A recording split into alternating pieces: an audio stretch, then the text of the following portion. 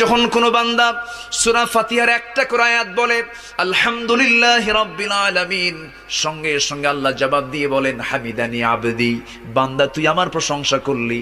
আর রহমানির রহিম যখন বলে আল্লাহ বলেন আসনা আলাইয়া আবদি। মালিক ইয়াউমিদ্দিন যখন বলে আল্লাহ বলেন মাজ্জাদানি আবদি। এরপরে যখন বলে ইয়াকা না'বুদু ওয়া ইয়াকা নাস্তাঈন পর্যন্ত যখন বলে আল্লাহ বলেন বান্দারে তুই আমার কাছে কি চাস, প্রাণ খুলে চা রে বান্দা।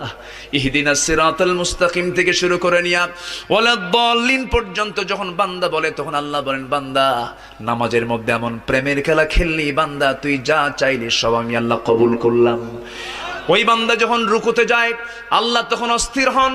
ওই বান্দা যখন সিজদায় যাওয়ার জন্য প্রস্তুতি নাই, সমস্ত ফেরেশতাকে ডাক দিয়ে বলেন ও ফেরেশতারা, এই বান্দাগুলো আমাকে দেখলো না, রাসূলকে দেখলো না, কোরআনকে দেখে হাদিসকে বিশ্বাস করে আমাকে খুশি করার জন্য তার সবচেয়ে সম্মানজনক